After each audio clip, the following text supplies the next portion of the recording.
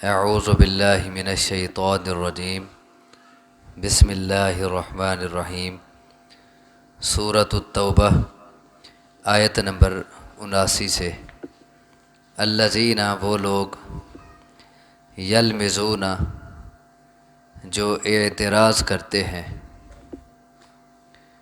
المطوعین خوشی سے کرنے والوں پر،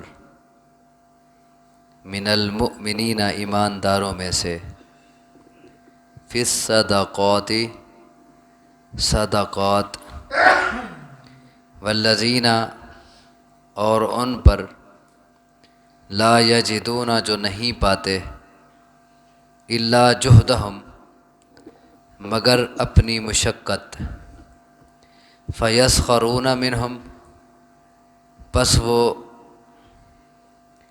مسخری کرتے ہیں، مذاق کرتے ہیں ان سے، سخر اللہ منہم اللہ مذاق کرے گا ان سے، وَلَهُمْ اور ان کے لیے، عذاب علیم عذاب ہے دردناک۔ منافقین کی بات ہو رہی تھی۔ اس آیت مبارکہ میں بھی منافقین کی ایک اور خرابی بیان کی گئی ہے۔ جنگ تبوک میں رسول اکرم صلی اللہ علیہ وسلم نے جب چندے کی اپیل کی جنگ کے لیے، تو پیچھے آیا تھا کہ بہت سے صحابہ کرام نے اس میں حصہ لیا، بلکہ سب نے اپنی اپنی فرصت کے مطابق چندہ دیا، کوئی زیادہ لائے کوئی تھوڑا لائے۔ کچھ ایسے بھی تھے جنہوں نے بہت زیادہ سرمایہ اس میں لگا دیا، ہزاروں دینار اور لاکھوں درہم دے دیے، اور اس کے علاوہ بہت کچھ دیا۔ اور کچھ ایسے بھی تھے کہ جن کے پاس کچھ نہیں تھا، اور انہوں نے محنت مزدوری کر کے حصہ ملایا۔ اب منافقین نے دونوں پہ اعتراض کیا۔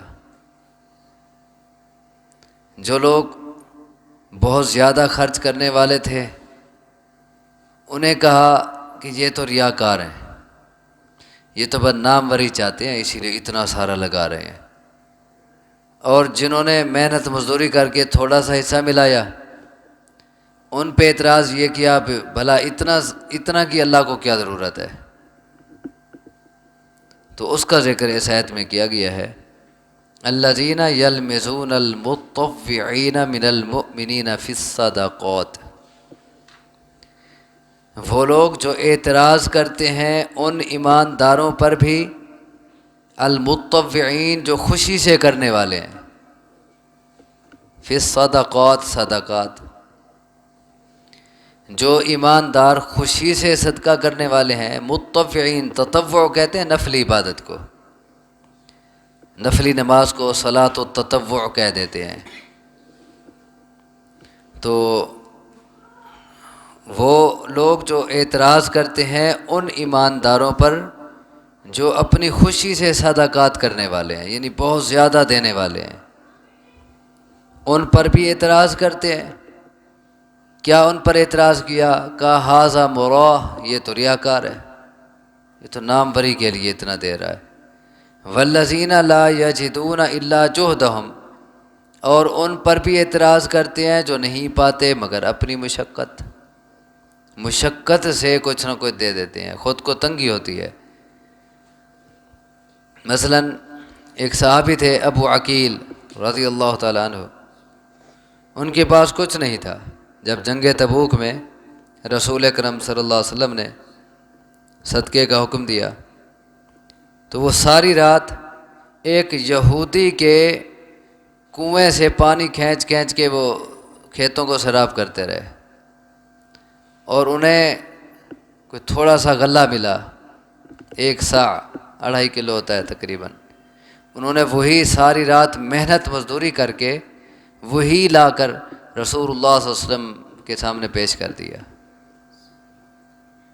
تو اس پر اعتراض کیا، والذین لا یجدون الا جہدہم، ان پر بھی اعتراض کرتے ہیں جو نہیں پاتے مگر اپنی مشقت، ان کے پاس کوئی سرمایہ پڑا نہیں ہوتا کہ اس میں سے اٹھا کے دے دیں، صرف مشقت محنت مزدوری ہے ان کے پاس، محنت مزدوری کی اس میں سے آ کے دے دیا۔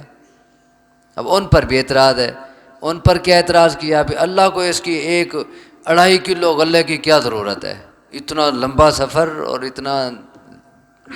اتنا طویل سفر ہے اور اتنا سارا لشکر ہے، ان کے خوراک کی ضرورت، ان کے کھانے کی ضرورت، ان کی ضروریات ہیں، اور دشمن آگے کتنا زیادہ ہے، تو یہ 2.5 سیر غلہ کیا کرے گا؟ فَيَسْخَرُونَ مِنْهُمْ، پس وہ مسخری کرتے ہیں ان ایمانداروں سے، اور دونوں کا مذاق اڑاتے ہیں، زیادہ خرچ کرنے والوں کا بھی اور کم خرچ کرنے والوں کا بھی۔ تو پھر کیا ہوگا؟ سخر اللہ منہم، اللہ ان سے مسخری کرے گا۔ یہاں مسخری سے مراد یہ ہے کہ اللہ ان کو ان کے مذاق اڑانے کی سزا دے گا، کیونکہ مذاق اڑانا، مسخری کرنا اللہ سے پاک ہے، لیکن لفظ وہی بول دیا۔ پہلے بھی آپ کو بتایا تھا، بعض اوقات ایک کام کی سزا پر لفظ وہی بول دیتے ہیں۔ اب کام کیا ہے ان کا؟ مسخری کرنا، مذاق اڑانا، آگے اس کی سزا جو ان کو ملنی ہے اس پر لفظ وہی بول دیا کہ ان کے ساتھ بھی پھر مسخری ہوگی، یعنی ان کو ان کی مسخری اور ان کی مذاق کی سزا دی جائے گی، وہ سزا جیسے اللہ چاہے گا۔ مثلا ایک روایت میں آتا ہے، بہقی کی روایت ہے، یہ پتہ نہیں سندن کیسی ہے، میں دیکھ نہیں سکا، تو اس میں ہے کہ اللہ تبارک و تعالیٰ انہیں ان کی مسخری کی سزا اس طرح دے گا کہ انہیں کہا جائے گا کہ جنت کا دروازہ تمہارے لیے کھلا ہے، داخل ہو جاؤ۔ جب وہ قریب آنے لگیں گے دروازہ بند ہو جائے گا، اور پھر وہ اور دروازے سے آواز آئے گی، اچھا چلو وہ بند ہو گیا، یہاں سے آ جاؤ۔ وہاں پہنچیں گے وہ بند ہو جائے گا۔ تو اس طرح کرتے کرتے بالآخر جب آخری دروازوں سے آواز آئے گی آؤ ادھر آ جاؤ، اب وہ خود نہیں جائیں گے، بھی ہمارے ساتھ ہو تو یہی رہے گا کہ جب قریب جاتے ہیں دروازہ بند ہو جاتا ہے تو پھر وہ وہیں باہر ہی رہ جائیں گے، اور پھر ان کو جہنم میں ڈال دیا جائے گا۔ تو اب دیکھیں کیسے ان کا ایک استہزاء کیا جا رہا ہے وہاں۔ واللہ عالم جو کیفیت ہوگی تو اس حدیث کی سند چیک کی جائے گی کہ یہ کیسی ہے۔ سخر اللہ منہم، مسخری کرے گا اللہ ان سے، یعنی ان کو ان کے مذاق کی سزا دے گا۔ وَلَهُمْ عَذَابٌ علیم، اور ان کے لیے عذاب ہوگا دردناک۔ اب دیکھیں اس سے ہمیں کیا سمجھ آ رہا ہے کہ کسی کی نیکی کا مذاق نہ اڑائیں، یہ منافقوں کی صفت ہے۔ کسی کی خیرات ہے، کسی کی نماز ہے، کسی کا روزہ ہے، کسی کا حج ہے، کسی کی کوئی نیکی ہے، بڑی ہے یا چھوٹی ہے، اس کا مذاق نہ اڑایا جائے، یہ منافقوں کی صفت ہے۔ دیکھیں ہر کسی کی نیت پہ موقوف ہوتا ہے۔ اگر ایک شخص بہت زیادہ مال خرچ کر رہا ہے، یا بہت زیادہ وہ حج کرتا ہے، بہت زیادہ کوئی عبادت کرتا ہے، اب ہم کہیں یہ تو ریاکار ہے، یہ تو اس لیے حج کر رہا ہے تاکہ اسے الحاج کہا جائے، یا اس لیے بہت خیراتیں کر رہا ہے تاکہ لوگوں میں اس کا نام ہو۔ اب ہم نے اس کا دل چیر کے تو نہیں دیکھا کہ اس کی نیت کیا ہے، اس پہ اعتراض نہیں کر سکتے ہم۔ اللہ کا معاملہ ہے یہ، اس کی نیت کو وہی جانتا ہے، حساب اسی نے لینا ہے، ہم نے تو نہیں لینا۔ اسی طرح بعض اوقات ہم ایک معمولی نیکی کرنے والے کا مذاق اڑا دیتے ہیں۔ مثلا چندہ ہو رہا ہے، بہت لاکھوں کی ضرورت ہے، ایک آدمی نے آ کے 100 روپے دے دیا یا 50 دے دیے، اب ہم مذاق اڑانے لگے، آؤ جی یہ لاکھوں کی ضرورت ہے اور یہ 50 روپیہ لے کے آ گیا ہے۔ تو اس مذاق کا نتیجہ کیا ہوگا؟ اس کی حوصلہ شکنی ہوگی، ہو سکتا ہے کہ آپ وہ جھجک سے دینا چھوڑ دے، وہی 50 10 100 وہ دینا چھوڑ دے ہماری مسخری کی وجہ سے۔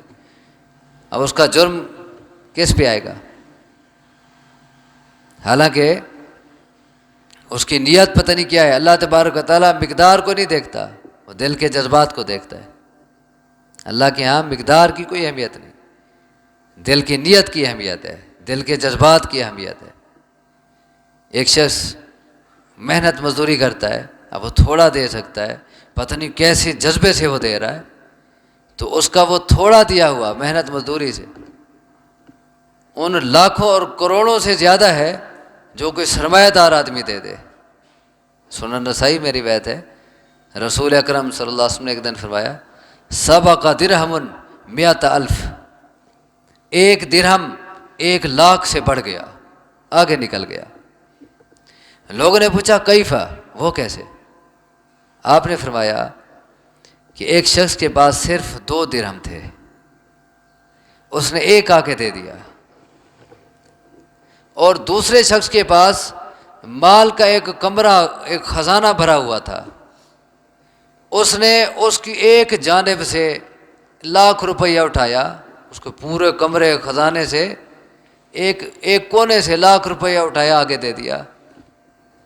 اب اس کے سرمایے کے تناسب سے تو کچھ بھی نہیں ہے، معمولی سا دے رہا ہے، اور وہ اپنی آدھی جائیداد دے رہا ہے۔ جو 2 درہم تھے اور ایک دے دیا، وہ آدھا دے رہا ہے۔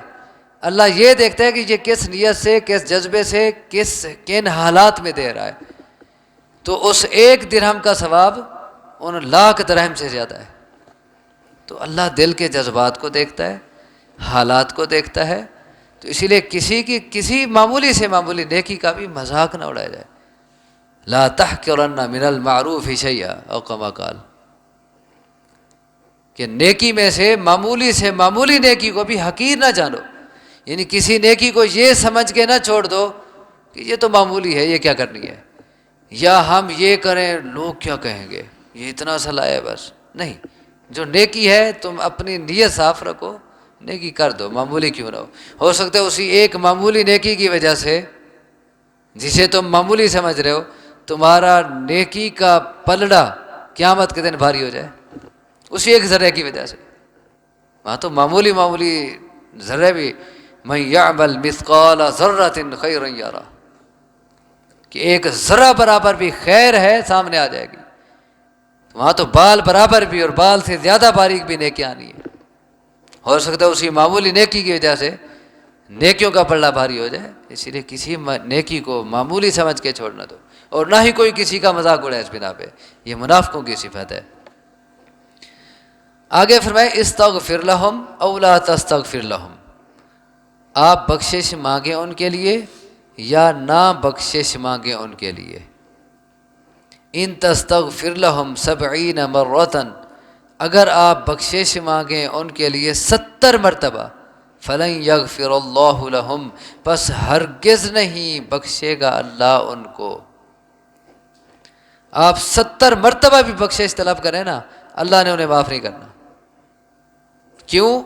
ذالک بانہم کفروا باللہ ورسولہ، یہ اس وجہ سے ہے کہ بے شک انہوں نے کفر کیا ہے اللہ کے ساتھ اور اس کے رسول کے ساتھ۔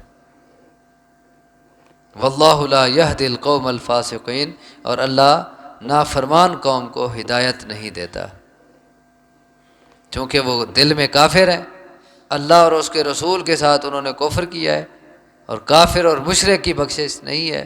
اسی لیے آپ 70 بار بھی ان کے لیے بخشش مانگیں، اللہ ان کو کبھی نہیں معاف کرے گا، بالکل معاف نہیں کرے گا۔ یہاں 70 بار کا لفظ جو آیا ہے، یہ کوئی تحدید نہیں مقصود، 70 بار مانگو تو بخشش نہیں ہوگی، 70 بار سے زیادہ مانگو تو ہو جائے گی، یہ مطلب نہیں ہے۔ یہ بعض کا 70 کا لفظ یا 100 کا لفظ عربی میں کثرت کے لیے بول دیا جاتا ہے، مراد وہ عدد نہیں ہوتا 70 کا، مراد کثرت ہوتی ہے، مطلب تم جتنا زیادہ مرتبہ بھی بخشش مانگو نہیں قبول ہوگی، یہ مراد ہے، 70 کا لفظ مراد نہیں ہے یہاں۔ اور ہم اپنی زبان میں بھی ہمارے محاورات ہیں، تجھے 70 بار کا ہے تو نہیں مان رہا، حالانکہ کہا 10 بار ہے، یہ ایک محاورہ ہے۔ 100 بار بھی کہہ دیتے ہیں، تجھے 100 بار مرتبہ کا ہے، ایسا نہ کیا کر، حالانکہ 100 بار نہیں کہا ہوتا، تو یہ جھوٹ نہیں بنتا، یہ ایک محاورہ ہوتا ہے، مطلب بہت مرتبہ کا ہے۔ تو یہ بھی یہاں بھی ایسے ہی محاورتاً بولا گیا ہے 70 بار کا لفظ، مطلب آپ جتنا مرتبہ بھی، جتنا کثرت سے ان کے لیے بخشش مانگیں، ان کے لیے معافی نہیں ہے۔ اس سے ایک اور مسئلہ بھی سمجھ آ رہا ہے کہ جب مشرک اور کافر کی بخشش نہیں، اور رسول اللہ صلی اللہ علیہ وسلم کو بھی روکا جا رہا ہے، تو پھر کیا ہم بخشش مانگ سکتے ہیں مشرک اور کافر کے لیے؟ نہیں مانگ سکتے۔ آگے اس کی مزید وضاحت آئے گی، مزید اس بارے میں حکم آئے گا۔ اور اس سے یہ بھی سمجھ آیا کہ تمام اختیارات کا مالک صرف ایک اللہ ہے، مختار کل وہی ہے۔ لوگ تو کہتے ہیں کہ رسول اللہ صلی اللہ علیہ وسلم مختار کل ہیں، آپ جو چاہیں آپ کے اختیار میں ہے۔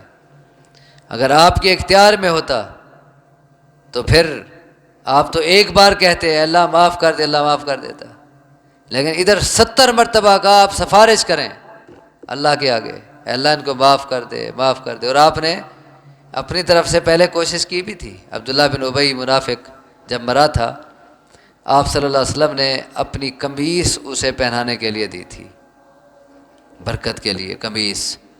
یہ ایسے ہی ہے جیسے آپ نے اپنی بیٹی زینب رضی اللہ تعالی عنہا کے لیے اپنی تہبند دی تھی۔ فرمایا تھا کہ جب اس کے غسل سے فارغ ہو جاؤ تو مجھے بتانا، ام عطیہ کو کہا۔ تو وہ کہتی ہیں کہ اب جب ہم فارغ ہوئی ہم نے بتایا، آپ نے اپنی تہبند دی، فرمایا پہلے یہی لپیٹ دو، کفن اوپر سے پہنانا ہے برکت کے لیے، کیونکہ آپ کے جسم اطہر سے جو چیز لگ گئی، جو کپڑا لگ گیا، با برکت ہے۔ تو آپ نے عبداللہ بن ابی کو اپنی قمیص دی تھی اسے پہنانے کے لیے، اور اس کے ساتھ ساتھ آپ نے اپنا لعاب دہن لگایا تھا، اسے اس کے منہ میں ڈالا اپنا لعاب دہن، جس سے بیماروں کو شفا ہو جاتی تھی، جس میں برکت ہی برکت تھی۔ آپ نے اس کا جنازہ بھی پڑھا تھا، کوشش ہو رہی تھی کہ کلمہ پڑھتا تھا، ہو سکتا ہے معافی ہو جائے، لیکن پھر روک دیا گیا، آگے آ رہا ہے۔ اور اس میں کہا گیا کہ آپ 70 بار بھی مانگیں، اللہ کے آگے سفارش کریں، اللہ قبول نہیں کرے گا۔ بیٹا اس کا مسلمان تھا، عبداللہ بن ابی جو منافقوں کا سرغنہ تھا، اس کا بیٹا پکا مومن تھا۔ اللہ کی قدرت ہے، جیسے ابو جہل کا بیٹا اکرمہ پکا مومن، ابو جہل کافروں کا لیڈر، وہ زندوں سے مردہ پیدا کرتا ہے اور مردوں سے زندہ نکالتا ہے نا قرآن میں۔ تو اس سے کیا سمجھ آیا کہ مختار کل صرف ایک اللہ کی ذات ہے، وہ جو چاہے وہی ہوتا ہے۔ کوئی اللہ کسی کے آگے مجبور نہیں ہے، کوئی اللہ کو مجبور نہیں کر سکتا۔ فیصلہ صرف ان الحکم الا للہ، حکم فیصلہ صرف اللہ کا نافذ ہے۔ اللہ سے دعا ہے مجھے آپ کو سمجھنے کے عمل کی توفیق عطا فرمائے۔ اقول قولی ھذا واستغفر اللہ لی ولکم وآخر دعوانا ان الحمد للہ رب العالمین۔